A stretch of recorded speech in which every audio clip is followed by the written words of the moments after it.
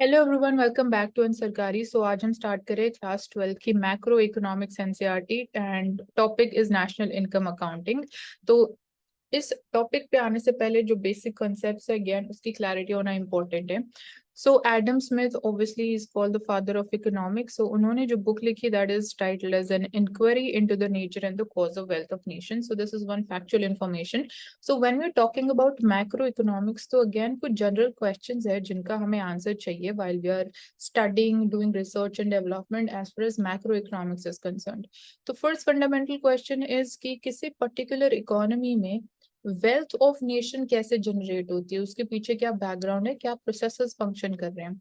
Apart from this, क्या particular चीज या कौन से वेरिएबल्स या फैक्टर्स की अवेलेबिलिटी या अनअवेलेबिलिटी कंट्रीज को रिच या पुअर बनाती है। तो क्या हम बोल सकते हैं कि अगर कोई country natural resource rich country है तो because of the richness of the natural resources या availability of those resources a country becomes rich. Can we really say that और नॉट? सो रियल सेंस में अगर हम रियल लाइफ एग्जांपल ले of the countries which are part of the African continent, or when we take the example of countries of South America, so they are natural resource rich countries, but at the same time हम नहीं बोल सकते कि they are rich countries. So this is clear कि resource richness के through that is not you can say the one single factor जिसके ऊपर richness and poorness of a country depend करती है। तो फिर और क्या रिक्वायर्ड है जिससे कंट्रीज रिच होती है या कुछ कंट्रीज पुअर रह जाती है। सो हेयर वी सी कि जो रिसोर्सेज हैं आप उनको कैसे यूज कर रहे हो in generating the flow of production. The key phrase is generating flow of production. कैसे रिसोर्सेज का यूटिलाइज किया जा रहा है, are they being judiciously and efficiently being used in this transformation process और नॉट। तो उसके ऊपर मेजर जो जीडीपी है इकोनॉमी की वो डिपेंड करती है। So full of flow of production की हम बात कर रहे हैं तो है ऑब्वियसली वी सी कि ये पूरा जो प्रोसेस है पूरा फ्लो है प्रोडक्शन के पीछे। It is combining the energies with the natural and the man made environment. तो यहाँ पे ह्यूमन रिसोर्स की बहुत ज्यादा इंपॉर्टेंस है। एंड डेफिनेटली जब हम फ्लो ऑफ प्रोडक्शन की बात करें तो we talking about the entire production cycle. कैसे रॉ मटेरियल्स अक्वायर किए जाते हैं, देन उनको ट्रांसपोर्ट किया जाता है to the relevant market places या फिर to the firms and the industries who basically demand those natural resources as inputs, and then they are further transformed, उनमें value add की जाती है during the transformation process, and then we have the final goods available in the market. So final goods की अगर हम definition की बात करें तो ये इस तरीके के ये नेचर होता है फाइनल गुड्स का कि उनमें और कोई स्कोप नहीं है फर्दर ट्रांसफॉर्मेशन, या आप बोल सकते हो कि फाइनल गुड्स को और फर्दर ट्रांसफॉर्मेशन नहीं किया जाता है। They are basically ready for direct consumption. Suppose यहाँ आप एग्जांपल लो टी लीव्स का। So if you are using tea leaves to make tea at home तो वो हो गया फाइनल गुड। उस केस में टी लीव्स जो है वो फाइनल गुड हो जाती है, क्योंकि जब हम कुकिंग एट होम की बात करते हैं तो वो इकोनॉमिक एक्टिविटी नहीं कंसिडर की जाती है। तो ट्रांसफॉर्म नहीं कर रहे हम टी लीव्स को, we are just using them to make tea. तो उस तरीके से अगर आप सोचोगे तो it is a final good at the household level. But आप सपोज करो कि you are running a business या you are having a tea stall and you are having a restaurant, कुछ भी अज्यूम कर सकते हो। तो वहां पे जब आप टी लीव्स यूज कर रहे हो टू मेक टी तो that is not a final good, क्योंकि आप एक बिजनेस में हो, you are selling that particular tea. तो जो टी होगा वो फाइनल गुड होगा, एंड उस केस में tea leaves would not be the final good. All right. So inputs को उसके अंदर वैल्यू ऐड की जाती है, वैल्यू एडिशन है, and that's how we get the final product. So basically यहाँ पे हमने एक ही एग्जाम्पल के थ्रू समझा कि कैसे वो फाइनल गुड है, कैसे वो इंटरमीडिएट गुड है। आप बोल सकते हो कैसे वो कौन से केस में वो इनपुट या रॉ मटेरियल की तरह एक्ट कर रहा है। तो अल्टीमेट क्वेश्चन यही आता है कि जो गुड आप यूज कर रहे हो उसका नेचर ऑफ यूसेज क्या है, क्या पर्पस है उसका। सो दैट डिसाइड्स कि कोई पर्टिकुलर गुड फाइनल गुड है या नहीं है। Then we talking about further consumption goods होते हैं एंड कैपिटल गुड्स होते हैं। सो कंजम्पशन गुड्स वो गुड्स हैं जो अल्टीमेटली एंड कंज्यूमर्स बाय कर रहे हैं। अब उसमें भी आप मतलब मोस्टली तो नॉन ड्यूरेबल्स गुड होते हैं जो आप बोल सकते हो कि कंजम्पशन के लिए यूज किए जाते हैं फॉर लाइक जो फूड आइटम्स है, बेवरेजेस हैं, वो कंज्यूमर गुड्स हैं, कंजम्पशन गुड्स हैं। उसके अलावा कुछ ऐसे ड्यूरेबल गुड्स भी हैं जिनको हम कंजम्पशन गुड्स बोलेंगे, लाइक बेसिक फर्नीचर हो गया या टीवी हो गया, all of that is also consumption goods. और कैपिटल गुड्स की बात करें तो they are durable in nature, like tools, जो मशीन्स बेसिकली फर्म्स इंडस्ट्रीज में एम्प्लॉय की जाती है, बाय की जाती है, उनको यूज किया जाता है प्रोडक्शन एक्सरसाइज में, तो दैट बिकम्स कैपिटल गुड्स। तो वो फर्म्स के लिए कैपिटल एसेट्स की तरह एक्ट करते हैं। सो हम ये बोलेंगे कि जो कैपिटल गुड्स हैं उनको ट्रांसफॉर्म नहीं किया जा रहा है, they are being used in the transformation process. So they are capital goods and consumption goods हम समझ चुके हैं। सो कैपिटल गुड्स के केस में भी ऑब्वियसली अगर कोई पर्टिकुलर फर्म है, एक मशीन वो बाय करती है, तो with the usage of that machine possible है कि डेली यूजेज की वजह से उसमें जो नेचुरल वियर एंड टियर हमें देखने को मिलेगा। सपोज इतना यूसेज के बाद कोई मशीन पार्ट खराब हो जाता है, तो उसके रिपेयर एंड रिप्लेसमेंट के लिए भी हमें फंड्स चाहिए होते हैं। तो these are some of the characteristics of capital goods. So कुछ कंज्यूमर गुड्स जो होते हैं they are durable in nature also, मैं ऑलरेडी एक्सप्लेन कर चुकी हूँ। इट इज नॉट इम्पोर्टेंट कि सिर्फ कैपिटल गुड्स ही ड्यूरेबल होते हैं, कंज्यूमर गुड्स भी ड्यूरेबल हो सकते हैं, लाइक टेलीविजन सेट्स या ऑटोमोबाइल्स की आप बात करोगे।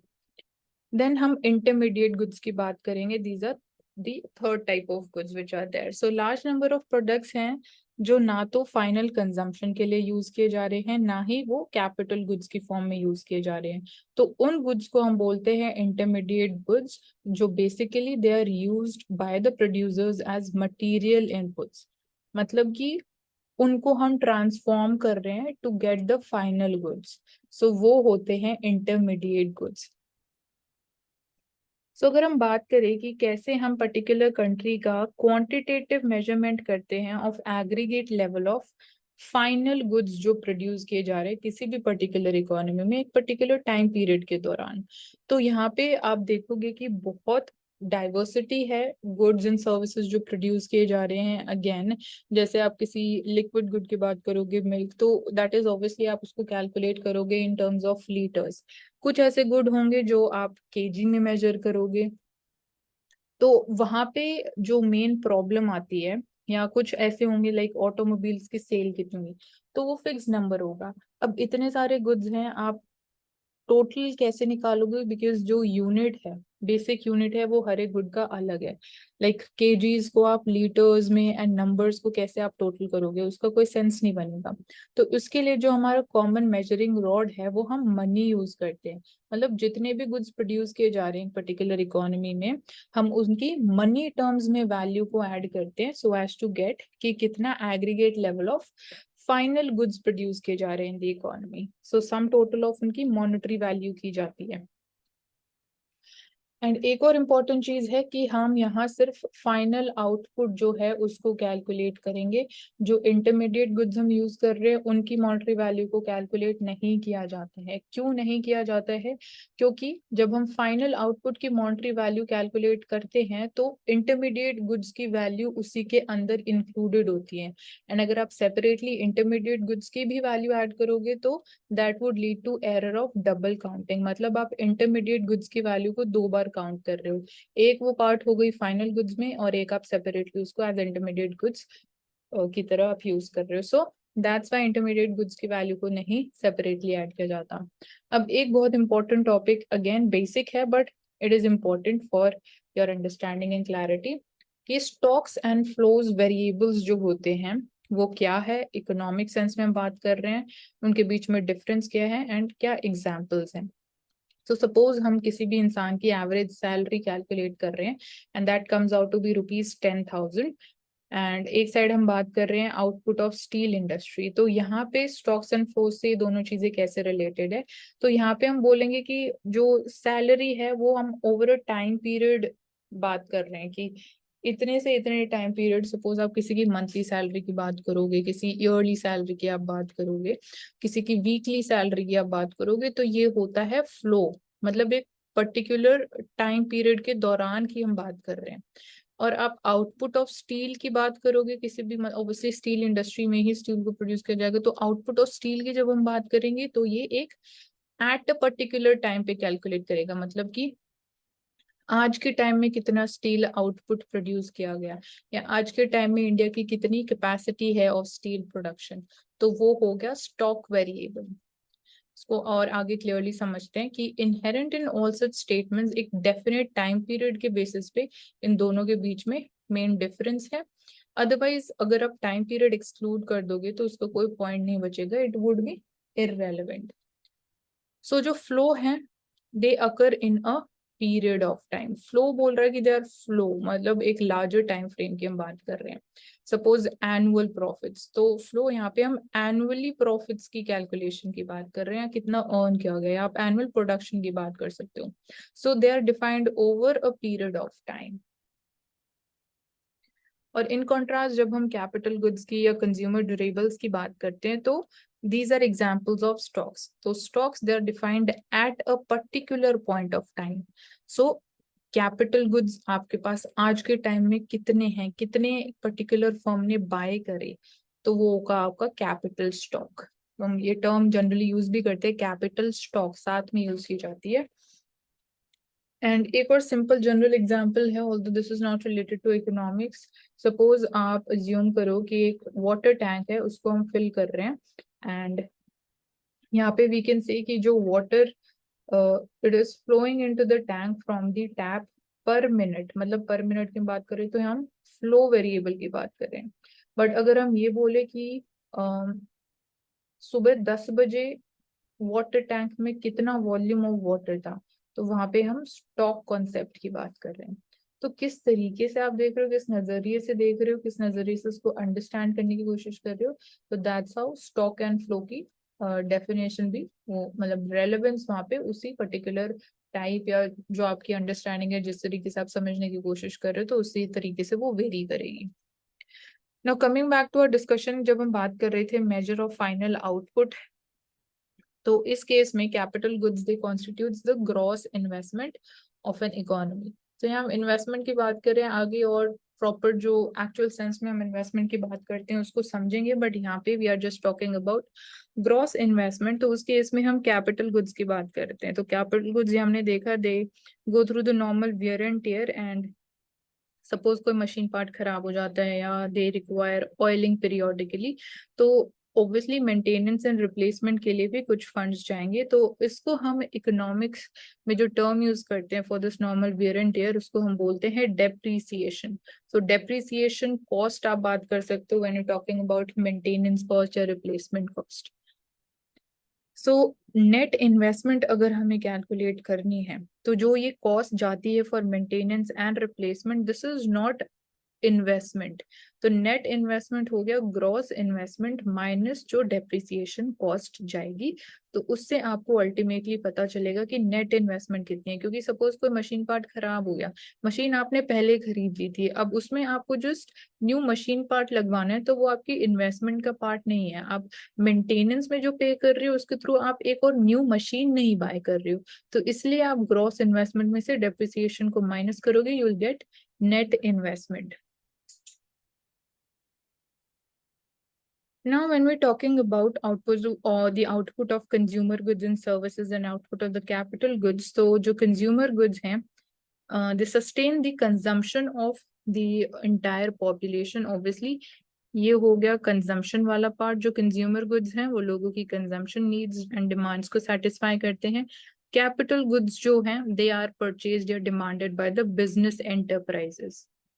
सो इन दोनों के बीच में भी एक ट्रेड ऑफ एग्जिस्ट करता है। ट्रेड ऑफ मतलब कि सपोज कोई इकोनॉमी है, it is producing more consumer goods, ज्यादा प्रोड्यूस किए जा रहे हैं compare to the capital goods. So इसका मतलब क्योंकि हमारे पास रिसोर्सेज जो है वो लिमिटेड है, तो या तो आप अगेन वो चॉइस वाला एलिमेंट आ जाता है कि आप क्या चूज करोगे, कितना नेचुरल रिसोर्स या जो आपके पास स्कार्स लिमिटेड रिसोर्सेज हैं, कितना amount of consumer goods production में लगाओगे, कितना आप कैपिटल गुड्स प्रोडक्शन में लगाओगे। तो सपोज इकोनॉमी ज्यादा amount of consumer goods produce कर रही है, तो ऑब्वियसली इसका मतलब यही है कि कुछ रिसोर्सेज हम डाइवर्ट कर रहे हैं from the production of the capital goods towards the consumer goods. तो इसका मतलब हम कैपिटल गुड्स कम प्रोड्यूस कर रहे हैं, एंड इसका ऑपोजिट भी ट्रू है। So this is all, and we'll just go through few more details regarding stocks and flows.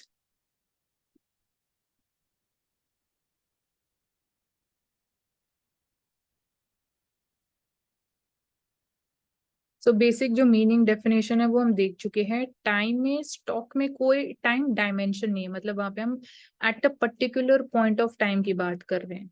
Flow में डेफिनेटली टाइम डायमेंशन है, वो मंथली हो सकता है, पर आवर हो सकता है, पर डे हो सकता है, 1 ईयर एनुअल कॉन्सेप्ट भी हो सकता है।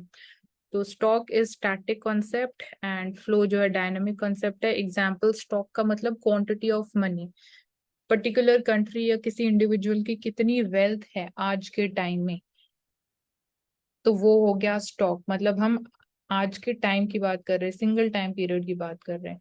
फ्लो में सपोज कंजम्पशन कितनी रही, कंजम्पशन डिमांड या फिर कंजम्पशन एक्सपेंडिचर कितना रहा इंडिया का एक फाइनेंशियल ईयर में, तो वो हो गया flow concept. Similarly we have investment. So here also will just look at the examples. तो स्टॉक्स में जो एग्जाम्पल्स हैं, stock of capital in the country, वो भी एक पर्टिकुलर टाइम पीरियड की हम बात कर रहे हैं। कितने लोग एम्प्लॉयड है, तो एम्प्लॉयमेंट, टोटल मनी सप्लाई कितना है, these are all measured at a point in time, and that's why they are stock variables. Flow variables में जीडीपी की आप बात करोगे, जीडीपी हम हमेशा कैलकुलेट करते हैं एक फाइनेंशियल ईयर के लिए, हम क्वार्टरली जीडीपी भी कैलकुलेट करते हैं। तो ये हो गया फ्लो, मतलब यहाँ पे हम टाइम पीरियड की बात कर रहे हैं, quarterly, annually, in one financial year. So consumption, savings, investments, exports कितने हो रहे हैं, एक्सपोर्ट्स भी हम क्वार्टरली एनालिसिस देखते हैं। इम्पोर्ट्स मंथली बेसिस पे भी हम एनालाइज करते हैं, monthly data as well. So ये सब हो गई flow variables. So I hope कि आपको स्टॉक्स एंड फ्लो में जो बेसिक डिफरेंस है with examples that is clear. So that's all for this lecture, and next lecture में will continue with the NCERT itself. So there we will take this next topic of circular flow of income. तो हम यहाँ से continue करेंगे, all right? So you can just leave your doubts or your feedback in the comment section, and do subscribe to the channel and keep watching.